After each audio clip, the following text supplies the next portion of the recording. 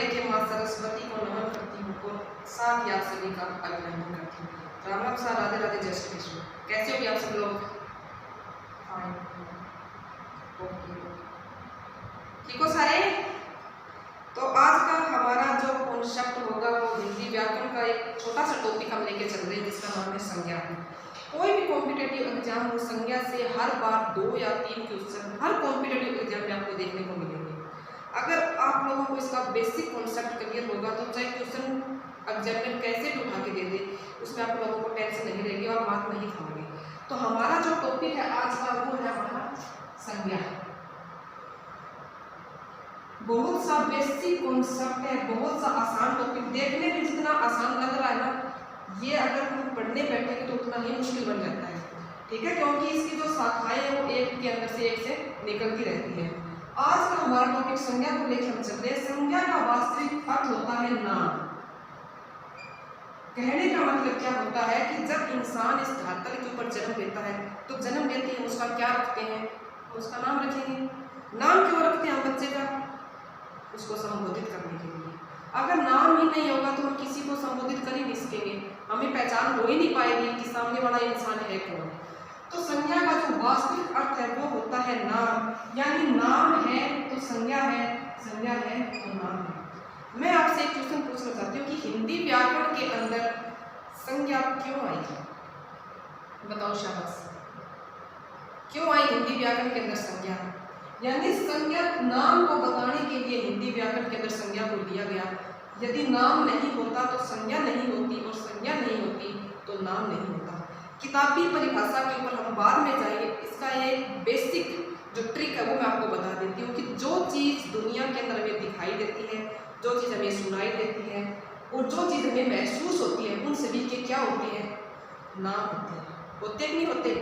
आप महसूस करके देख लो, आप सोच के देख लो, जो चीज़ हमें दिखाई दे रही है, ये पंखा चल रहा है, ये भी संज्ञा है, ये मेज पड़ी है, ये भी संज्ञा है, ये बेड पड़ा है, ये भी संज्ञा है, ये दरवाजा है, ये भी संज्ञा को संबोधित कर रहा है। कहने का मतलब क्या है कि नाम है तो संज्ञा है, संज्ञा है तो नाम है। अब बात करते हैं हम इसके अर्थ की, जो परिभाषा एनसीईआरटी के अंदर दी गई है। यानी किसी वस्तु, व्यक्ति, स्थान, भाव आदि के नाम का बोध कराने वाले शब्दों के नाम को क्या कहा जाता है? संज्ञा कहा जाता है। ठीक है, अब बात आती है संज्ञा के टाइप्स की। वैसे तो संज्ञा का मुख्य एक ही प्रकार होता है और वो होता है व्यक्तिवाचक संज्ञा। व्यक्तिवाचक संज्ञा से भाववाचक निकली है, व्यक्तिवाचक संज्ञा, भाववाचक संज्ञा और जातिवाचक संज्ञा। हिंदी व्याकरण के अंदर संज्ञा एक तरह की होती है, वो होती है जातिवाचक संज्ञा। जातिवाचक संज्ञा से ही हमारी व्यक्तिवाचक निकली है और जातिवाचक संज्ञा से ही हमारी भाववाचक संज्ञा निकली है। कहने का मतलब ये है कि व्यक्तिवाचक संज्ञा से ही तो जातिवाचक संज्ञा से हमारी भाववाचक निकली और जातिवाचक संज्ञा से हमारी व्यक्तिवाचक संज्ञा। अब कुछ बच्चों का क्वेश्चन ये होता है कि मैडम संज्ञा तो 5 प्रकार की पढ़ी हमने, मैं आपको 5 प्रकार की भी बताऊंगी, 3 की बताऊंगी, 1 की भी बताऊंगी।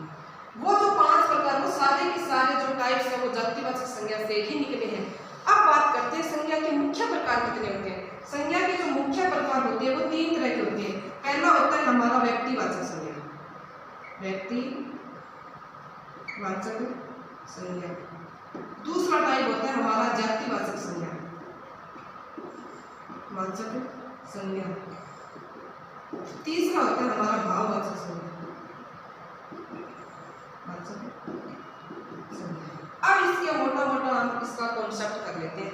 सबसे पहले बात आती है व्यक्तिवाचक संज्ञा की, यानी जो चीज सिर्फ एक होती है, महान होती है, यूनिक होती है, वो तो प्रयोग में आएगी व्यक्तिवाचक संज्ञा के लिए।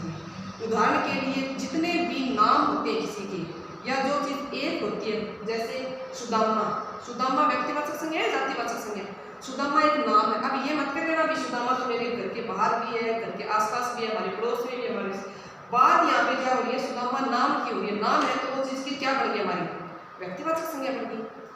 जैसे सुदामा, सुदामा हमारी एक व्यक्तिवाचक संज्ञा। ठीक उसी प्रकार सुदामा गरीब है तो गरीब की संज्ञा कौन सी होगी, जातिवाचक, क्योंकि गरीब कोई भी हो सकता है, ये नहीं है भी जिसके पास पैसा नहीं है वही गरीब होता है। जिसके पास हाथ नहीं है वो हाथ से गरीब होता है, जिसके पास पैर नहीं होता वो पैर से गरीब है। ठीक है। दूसरी तीसरी आती है गरीब से अगर मैं बना दूं गरीबी, तो गरीबी हमें दिखाई नहीं देती, गरीबी केवल हमें महसूस होती है। गरीब को हम देख सकते हैं लेकिन गरीबी को हम देख नहीं सकते।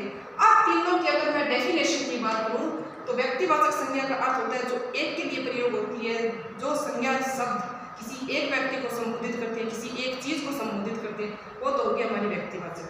जातिवाचक जो चीज भीड़ के अंदर रहती है, जो चीज ग्रुप के अंदर रहती है, जो चीज वर्ग के अंदर पाई जाती है, जो चीज समूह के अंदर पाई जाती है, वो होगी हमारी जातिवाचक संज्ञा। भाववाचक अर्थ ये होता है कि जिन संज्ञा शब्दों से किसी व्यक्ति वस्तु के भाव का बोध हो उसे हम भाववाचक संज्ञा कहते हैं। अगर टेक के द्वारा हम इसको करें तो जो चीज हमें केवल महसूस होती है वो हमारी भाववाचक संज्ञा होती है मोस्टली। तो सुदामा एक व्यक्ति है, व्यक्तिवाचक संज्ञा हो गया। जातिवाचक में गरीब, सुदामा गरीब है, गरीब को हम देख सकते हैं लेकिन गरीबी को हम देख नहीं सकते, गरीबी को हम क्या कर सकते हैं, महसूस कर सकते हैं। इसी प्रकार से यहाँ पे आ गया नाम है ममता।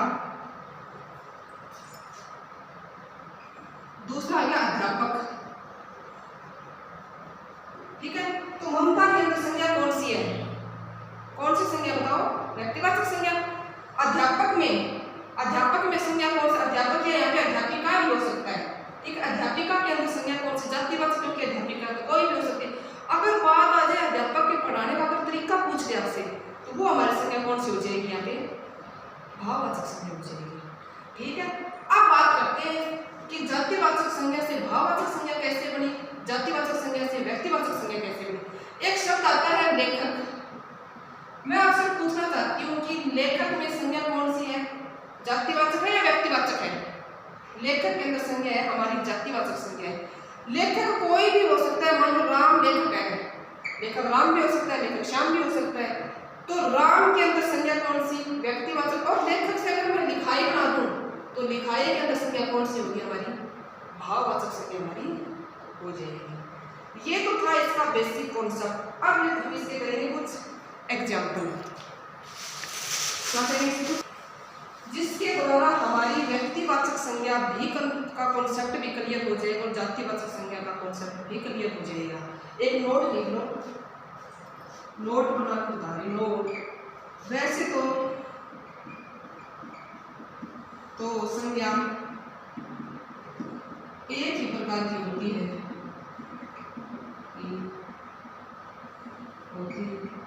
कौन सी है वो, जातिवाचक। जातिवाचक से हमारी कौन सी बनी है, व्यक्तिवाचक बनी है, वाचक बनी है। और जातिवाचक से हमारी कौन सी बनी है, भाववाचक बनी है। और जातिवाचक संज्ञा के इसके अलावा दो उपभेद भी है, जिसका एक उपभेद है समूहवाचक संज्ञा, वाचक संज्ञा, और दूसरा है द्रव्यवाचक संज्ञा, वाचक संज्ञा। ये मोटा मोटा कॉन्सेप्ट आप लोगों को ध्यान में रखना है। अगर इसके पार्ट की अगर बात की जाए तो जातिवाचक संज्ञा के दो उपभेद है, समूहवाचक संज्ञा और द्रव्यवाचक संज्ञा।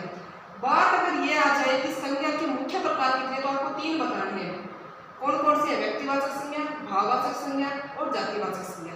अगर आपसे पूछ ले कि जातिवाचक संज्ञा कितने तरह की होती है तो आपको पहले ही प्रेफरेंस इन दो को देनी है, समूहवाचक संज्ञा को और द्रव्यवाचक संज्ञा को। ठीक है। अब इसकी एक मैं ट्रिक बताती हूँ आप लोगों को। अगर वो ट्रिक आप लोग याद कर लेते हो तो आपकी जातिवाचक संज्ञा और जो भाववाचक संज्ञा है वो यहीं से क्लियर हो जाएगी। लिखती हूँ यहाँ पे, ये सारे ऐतिहासिक युद्धों में